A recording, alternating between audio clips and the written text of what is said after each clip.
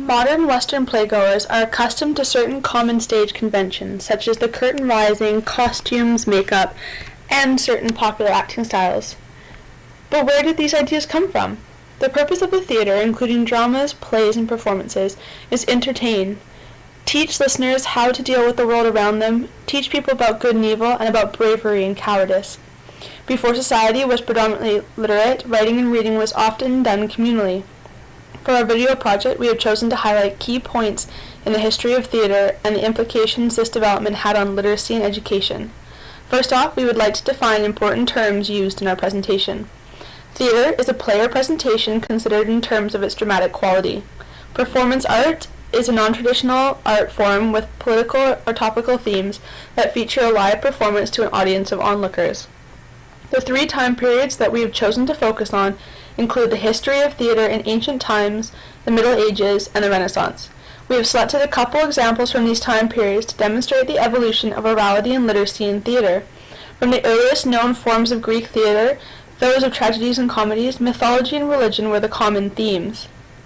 Greek mythos dominated Greek culture, and the authors, thinkers, and playwrights used these stories of the gods to present their interpretations. The actor was often the writer, and a chorus was used to help explain the setting and interaction between the characters. The actor would represent important gods and characters from the mythos.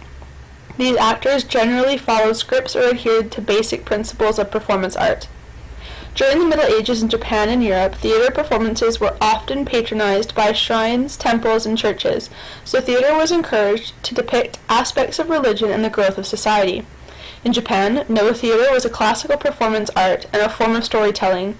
After the collapse of the Roman Empire and the spread of with the development of Christianity, the church used plays to educate their congregation on how to act and behave in a society that was predominantly illiterate.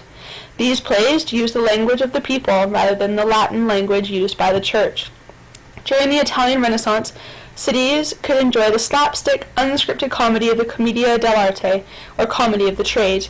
Groups of traveling professional actors would improvise their art spurred on by the wants of the audience, while in England Shakespeare was busy writing over 30 comedies, tragedies, and histories. Before we discuss the implications theater has had on literacy and education, we thought we should explain the different stages of theater development in more detail. So in Greece, this was an epoch in which a small and gifted society shared its traditions and culture and truly entered into the achievements of its great writers and artists. As the Greeks had no holy texts, they looked to the stories of mythical heroes.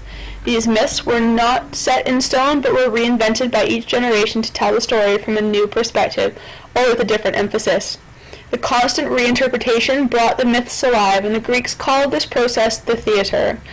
All city-states held annual theatrical festivals in honor of Dionysus, the god of fertility and wine. The three types of plays performed were satire plays, tragedies, and comedies. The satire plays tended to be lowbrow and lewd, but provide comic relief during the heavy tragedies. The tragedies were painfully serious.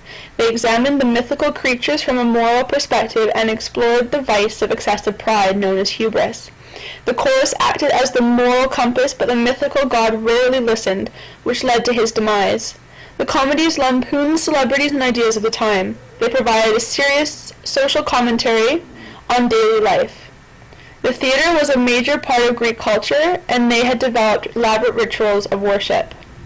It was from the contests held at these festivals that the greatest playwrights were introduced, including Aeschylus, Sophocles, Euripides, and Aristophanes. Created using Powtoon.